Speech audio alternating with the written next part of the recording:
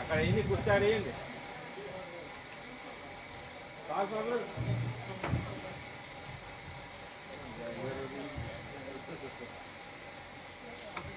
अवतार मेहर बाबा की जय। अवतार मेहर बाबा की जय। अवतार मेहर बाबा की जय।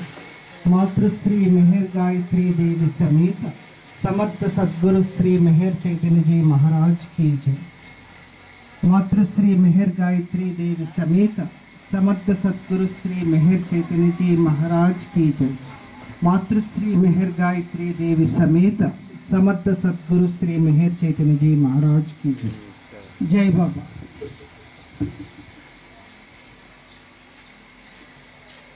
గురువుని మించిన తత్వము లేదు, గురువుని మించిన తపస్సు లేదు, గురువుని మించిన జ్ఞానము లేదు.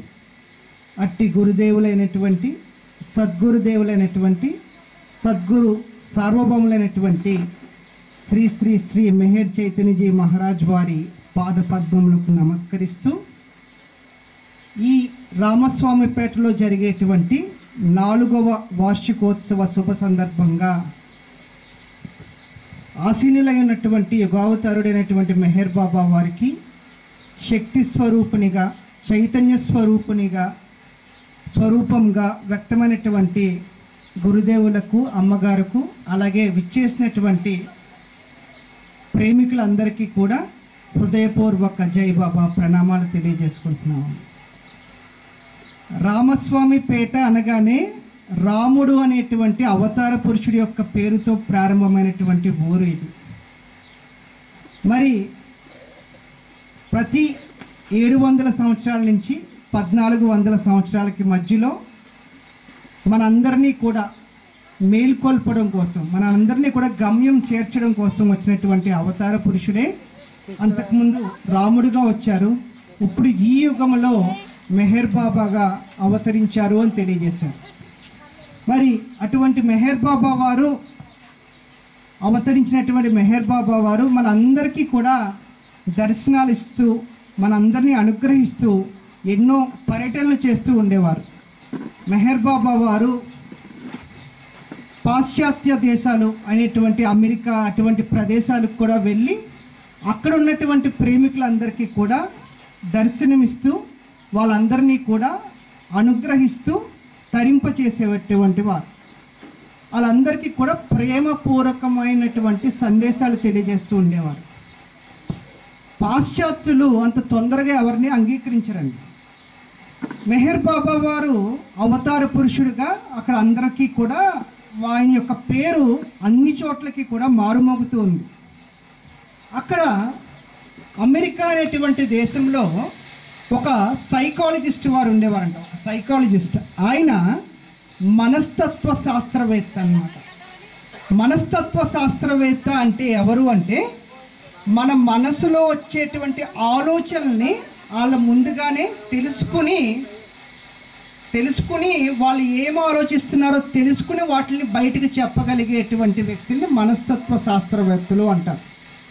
ఒక మనస్తత్వ శాస్త్రవేత్తకి తెలిసిందంట పలానా మెహర్ బాబా అనేటువంటి వ్యక్తి వచ్చి ఆయన అవతార పురుషుడిగా ఆయన గురించి తెలియజేసుకుంటూ ఉన్నారు.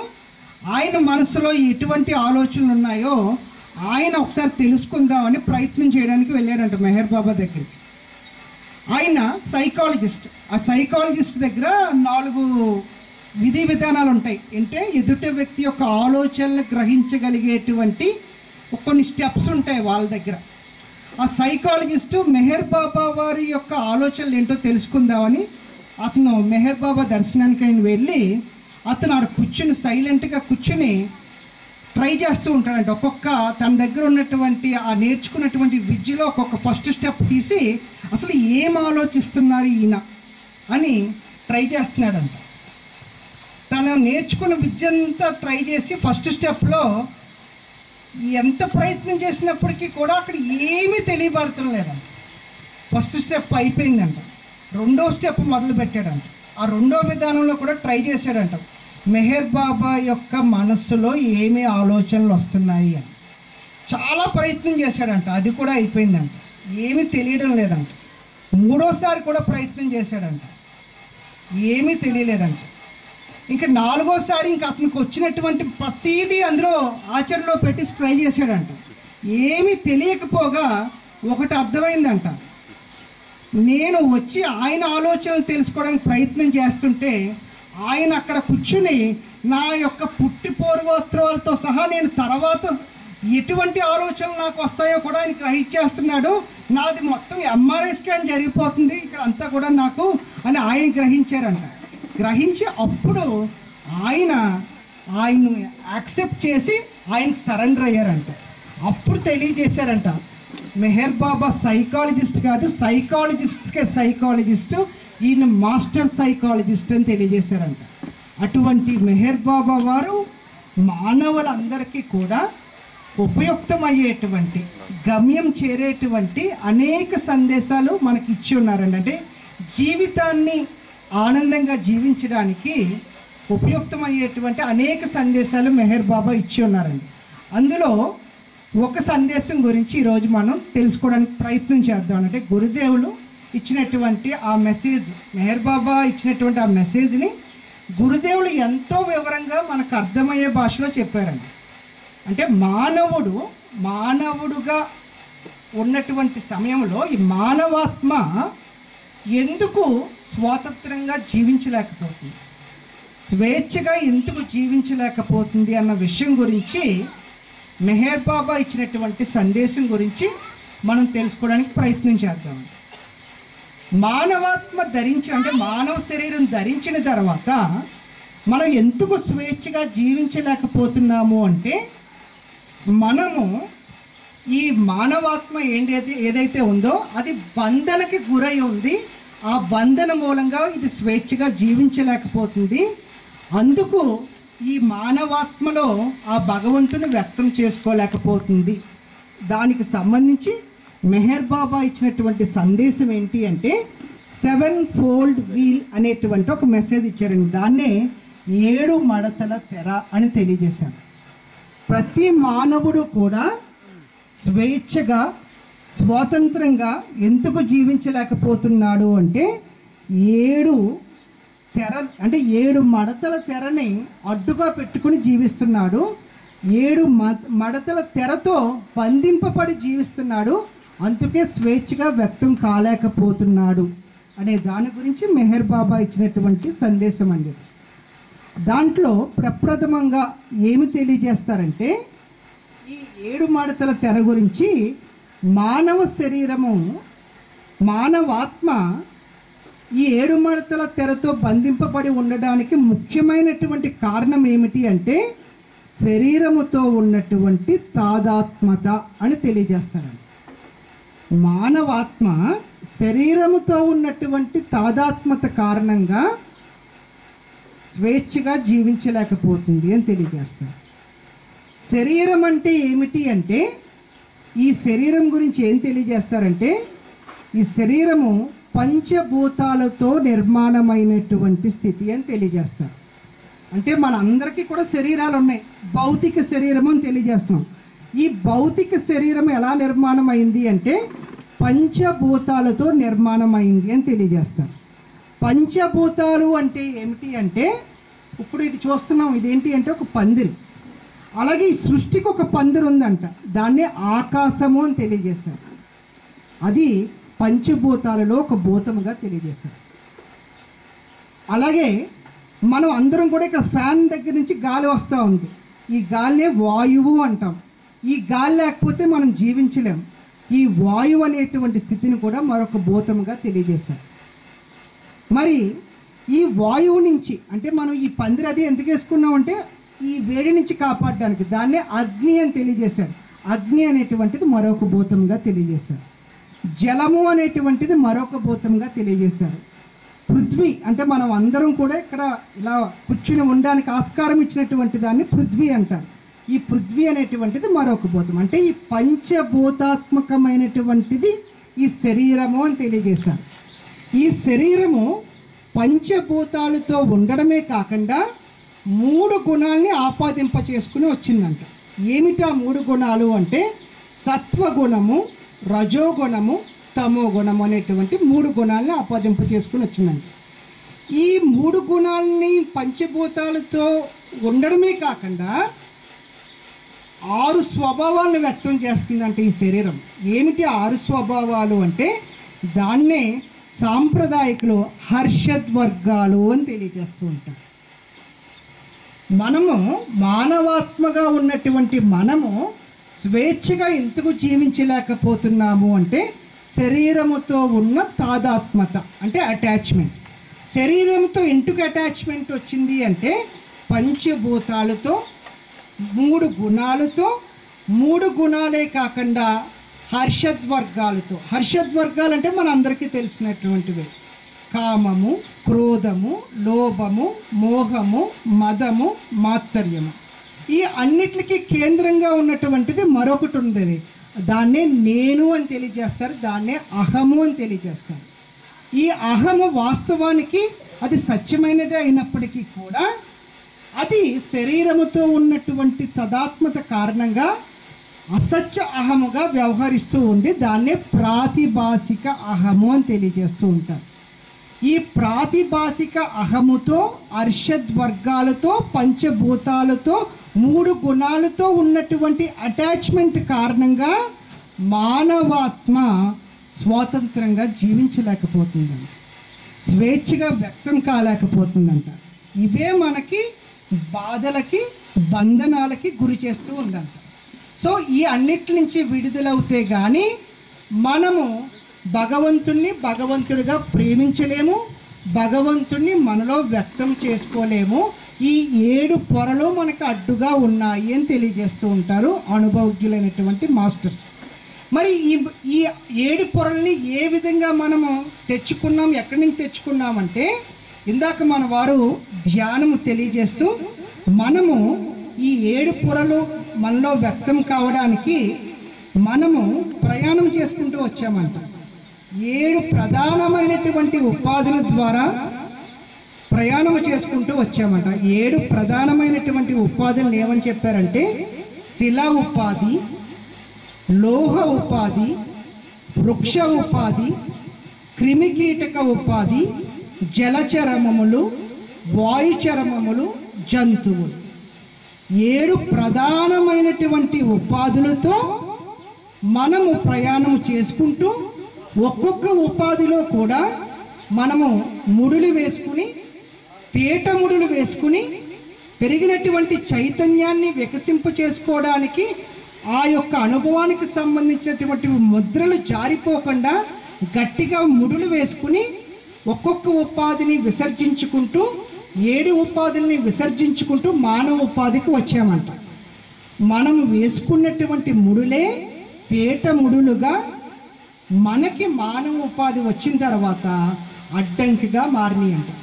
ఈ ముడులే 7 రంగులతో మనకి ఆటంకాలుగా వ్యవహరిస్తూ ఉన్నాయి అని చెప్తారు.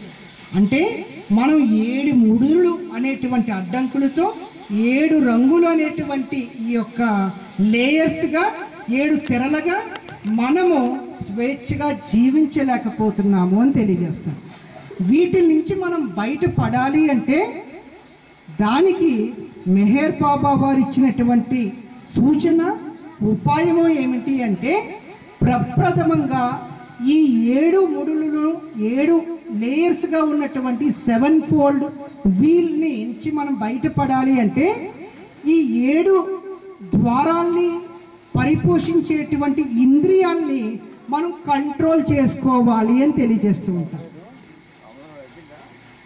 అంటే ఇప్పుడు దాకా మనకు అర్థమైంది ఏది ఆటంకంగా ఉందో అర్థమైంది. ఆ ఏది ఆటంకంగా ఉందో దాన్ని మనం నుంచి బయటపడడానికి మెహర్ బాబా వారు ఇచ్చినటువంటి ఉపాయం ఏమిటి అంటే హర్షద్వర్గాల్ని పోషించేటువంటి ఇంద్రియాల్ని మనం కంట్రోల్ చేసుకోవాలి అని చెప్పారు. హర్షద్వర్గాల్ని పోషించేటువంటి ఇంద్రియాల్లో ప్రథమ ఇంద్రియం ఏమిటి అంటే నోరు అని తెలియజేశారు. దీన్నే ప్రథమ ద్వారము అని తెలియజేశారు. దీన్ని కంట్రోల్గా ఉంచుకున్నట్లయితే అన్ని సమస్యలు పరిష్కారం అవుతాయి అని చెప్తారు. దీన్ని కంట్రోల్గా ఉంచుకోలేదు అంటే అన్ని సమస్యలు ఇక్కడే ఉత్పన్నం అవుతాయి అని తెలియజేశారు. సమస్యలన్నిటికీ మూల కారణము, ప్రధాన కారణము నోరు అని తెలియజేశారు. అంటే ఈ నోటి ద్వారా మనం 2 పనులు చేస్తూ ఉంటామంట. ఒకటి తింటామంట, 2 మాట్లాడతామంట. బాబా అంటారు నోరు 2 పనులు చేస్తే సరే, మరి బాబా అంటారు ఏమని చెప్తారంటే ఈ నోటి ద్వారా చాలామంది తిండి కోసమే బతకడం అన్నట్లుగా జీవిస్తూ ఉంటారు. అలా బతకూడదు, బతకడం కోసం ఏదో తినాలి కానీ తినడం కోసమే జీవితం అన్నట్టుగా ఉండకూడదు. కాబట్టి ఆహారాన్ని మితంగా తీసుకోండి అని చెప్తారు మెహర్ బాబా. మనము ఆహారం ఎలా తీసుకోవాలి అంటే ఒక వంతు ఘన పదార్థంగా తీసుకోవాలంట, ఒక వంతు ద్రవ పదార్థంగా తీసుకోవాలంట, మరొక వంతు వాయు పదార్థంగా తీసుకోవాలంటే గాలి, మరొక వంతు ఖాళీగా ఉంచుకోవాలంట. ఆ ఖాళీగా ఉంచుకున్నటువంటి ఆ ఖాళీయే మనల్ని దైనందిన కార్యక్రమాల్లో అన్ని పనులు చేసేటువంటి శక్తి మనకిస్తుంది అని చెప్తారు. కాబట్టి మితంగా తినడానికి ప్రయత్నం చేయాలి అని చెప్తారు. నోటిని కంట్రోల్లో పెట్టుకోవాలి అని చెప్తారు. ఏమి తీసుకుంటామో అదే బయటికి వస్తుంది అని తెలియజేస్తారు. కాబట్టి తీసుకునే దాంట్లో జాగరూకత అవసరము అని తెలియజేస్తారు. మరి ఇదే నోరు ఇంకో పని చేస్తుంది. ఏం చేస్తుంది అంటే అవసరం ఉన్నా అవసరం లేకపోయినా వాగుతూనే ఉంటుంది, మాట్లాడుతూనే ఉంటుంది. ఈ మాటలు ఎన్ని అనర్థాలకి దారితీస్తాయి అంటే మనకి రోజు అనుభవం అవుతానే ఉంటుంది మన జీవితాల్లో. కాబట్టి అవసరమైనప్పుడే మాట్లాడాలి లేదా మౌనంగా ఉండాలి. అప్పుడు ఈ ప్రథమ ద్వారం ఏదైతే ఉందో అది దాని యొక్క అరిషద్వర్గం ఏదైతే ప్రథమ ద్వారం ఏదైతే ఉందో దాని యొక్క పని నుంచి అది తప్పుకొని మార్గాన్ని ఇస్తుంది అని తెలియజేస్తారు. అప్పుడు ఒక లేయర్, ఒక రంగు అనేటువంటిది మనకి మాసిపోద్ది, అంటే అక్కడి నుంచి తుడిచివేయబడుతుంది. అంటే ప్రథమ ద్వారము ఎప్పుడైతే తెరుచుకోబడిందో అప్పుడు మనము భౌతిక సంస్కారాలు అని చెప్తుంటారు కదా, ఈ భౌతిక సంస్కారాలు అనేటువంటి ఆ యొక్క అటాచ్మెంట్ నుంచి విడుదలయ్యేటువంటి అవకాశం ఉంటుంది అని తెలియజేస్తాం. సో వీలైనంత వరకు కూడా మనం ఆనందంగా జీవించాలి అంటే ప్రప్రథమంగా చేయవలసినటువంటి పని ఏంటి అంటే ఈ నోటిని కంట్రోల్లో ఉంచుకోవాలి, మితంగా తినాలి, మితంగా మాట్లాడాలి. ఎప్పుడైతే దీన్ని మనం కంట్రోల్లో ఉంచుకుంటామో అప్పుడు భౌతిక సంస్కారాల యొక్క తీవ్రత సన్నగిల్లుతుంది అని చెప్తారు. అప్పుడు ప్రథమ ద్వారము తెరుచుకోబడుతుంది అని తెలియజేస్తారు. ఎప్పుడైతే తెరుచుకోబడిందో తర్వాత ద్వారంలోకి మన యొక్క ప్రయాణం అనేటువంటిది జరుగుద్దంట. ఆ తర్వాత ద్వారాన్ని ఏమని తెలియజేస్తారంటే మనము పీల్చుకుంటూ ఉంటాం కదా గాలి, వాయువు, అది ఈ 2 నాసికేంద్రియాల ద్వారా మనకు లోపలికి వెళ్తూ ఉంటుంది. ఏ వ్యక్తికైనప్పటికీ కూడా ఈ మనం పీల్చుకునేటువంటి గాలి ఎప్పుడూ ఒక దాంట్లో నుంచి వెళ్తుంది, ఒక దాంట్లో నుంచి బయటికి వస్తుంది. రెండిట్ల నుంచి సమంగా వెళ్ళదు ఎప్పుడు కూడా. దానికి గురుదేవులు ఇచ్చినటువంటి సాధన ఏంటంటే మనము ప్రతిరోజు కూడా ఈ తీసుకునేటువంటి ప్రాణవాయువుని స్టెబిలైజ్ చేసుకోవడానికి, అంటే ఒక నియంత్రణలో ఉంచుకోవడానికి మనకి గురుదేవులు ఇచ్చినటువంటి సాధన ఏంటంటే ప్రాణాయామము అని చెప్పారు. అంటే అనులోమ విలోమ అనేటువంటి ప్రక్రియ. ప్రప్రథమంగా ఏం చెప్పారు అంటే ఒక నాసికేంద్రియం నుంచి గాలి వదలమని చెప్పారు, ఇంకో నాసికేంద్రియం నుంచి గాలి తీసుకోమని చెప్పారు. తీసుకుని మనం కొంచెంసేపు ఈ గాలిని మనం లోపల ఉంచుకుని తర్వాత నాసికేంద్రియం నుంచి వదిలినట్లయితే ఎప్పుడైతే ఈ ప్రక్రియ పూర్తవుతుందో అది ఒక ప్రాణాయామం కింద కౌంట్ చేయబడుతుంది అని చెప్పారు. అలా ప్రతిరోజు కూడా మనం మినిమం 6 ప్రాణాయామాలు చేయాలి అని చెప్పారు. మినిమం ఎప్పుడైతే మనం 6 ప్రాణాయామాలు చేస్తామో ఏ ప్రాణశక్తి అయితే మనలోకి ప్రవేశిస్తుందో ఆ ప్రాణశక్తి ఎప్పుడైతే హర్షద్వర్గాల మీదుగా ప్రయాణం చేసినట్లయితే, అంటే చేసినట్లయితే అది సంస్కారాలు ప్రోగు చేసుకోవడానికి వినియోగపడుతుంది. ఎప్పుడైతే ఈ ప్రాణశక్తి దైవీపరంగా మనం లోపలికి తీసుకున్నామో అది మనకి ఊర్ధ్వముఖంగా ప్రయాణం చేసినప్పుడు సుషుమ్నా నాడి అనేటువంటిది ఒకటి ఉంటుంది అని తెలియజేస్తూ ఉంటారు. అది ప్రాక్టికల్గా కనిపించేటువంటిది కాదు, ఒక స్పిరిచువల్గా ఉన్నటువంటి నాడి అని తెలియజేస్తారు. ఈ ప్రాణశక్తి సుషుమ్నా నాడుగా ఊర్ధ్వముఖంగా ప్రయాణం చేసినప్పుడు మనలో ఉన్నటువంటి ఆధ్యాత్మిక కేంద్రాలన్నీ కూడా ఓపెన్ అయ్యి మనల్ని భగవత్పరంగా జీవించేటువంటి అవకాశం కలిగింపచేస్తుంది ఈ ప్రాణశక్తి అనేటువంటిది అని తెలియజేస్తారు. ఇది రెండవ ద్వారంగా తెలియజేస్తాం. ఇలాగా మనం ఎప్పుడైతే ప్రయత్నం చేస్తామో, ఈ బ్రీత్ని కంట్రోల్ చేయడానికి మనం ప్రయత్నం చేస్తామో, ఈ ప్రాణశక్తిని మనం దుర్వినియోగపరుచుకోకుండా భగవంతుడి పరంగా ఉపయోగించుకోవడానికి ప్రయత్నం చేస్తామో, రెండవ ద్వారం కూడా తెరుచుకోబడుతుంది అని తెలియజేస్తారు. ఎప్పుడైతే తెరుచుకోబడిందో తర్వాత వచ్చేటువంటి స్థితి ఏంటి అంటే, తర్వాత ద్వారాన్ని ఏమని తెలియజేస్తారంటే చెవుల ద్వారా మనం వింటూ ఉంటాం. ఈ చెవులు వినకూడనివన్నీ వింటూ ఉంటాయి, అక్కర్లేనివన్నీ కూడా చెవులో వేసుకుని ఉంటాం. కాబట్టి ఈ చెవులు ఎలా వింటున్నాయి అంటే, ఈ చెవులన్నీ కూడా మన మనస్సు అంటే మన మానవుడి యొక్క బ్రెయిన్ రెండు పార్ట్స్గా ఉంటుందంట. ఒకటి పెద్ద బ్రెయిన్, ఇంకోటి చిన్న బ్రెయిన్ అని చెప్తారు. దాన్ని సెరిబ్రమ్, సెరిబెల్లం అని చెప్తుంటారు. మానవుడి యొక్క ఈ శరీరంలో ఉన్నటువంటి ఈ బ్రెయిన్ ఏదైతే ఉందో అది పెద్ద బ్రెయిన్గా చిన్న బ్రెయిన్, పెద్ద మెదడుగా చిన్న మెదడుగా ఉంటుందంట. ఈ చెవులన్నీ కూడా చిన్న మెదడుకు కనెక్ట్ అయి ఉంటాయంట. చెవులన్నీ కూడా చిన్న మెదడుకు కనెక్ట్ అయి ఉంటాయంట. చిన్న మెదడులో ఉన్నటువంటి నాళముల ద్వారా ఈ చెవు వినడం అనేటువంటిది జరుగుద్దంట. చిన్న మెదడులో ఉన్నటువంటి నాళములు అంటే దాన్ని వెయిన్స్ అంటారు. ఈ వెయిన్స్ ద్వారా ఈ చెవులు వినడం అనేటువంటిది జరుగుద్దంట. ప్రతి ఒక్కరిలో కానీ ఎవరైనా ఇయర్ టెస్ట్ చేసుకుంటే ఒక చెవు బాగా వింటదంట, ఒక చెవు అంత గొప్పగా విందంట. ప్రతి వ్యక్తుల్లో కూడా రెండు చెవులు సమంగా వినవంట ఎప్పుడు ఎవరికి కూడా. ఎందుకంటే చిన్న మెదడుతో ఈ చెవులన్నీ కూడా కనెక్ట్ అయి ఉంటాయంట. గురుదేవులు ఏం చెప్తారంటే, మీ అందరూ కూడా పాలభాగం అంటారు, దాన్నే హృదయము అంటారు.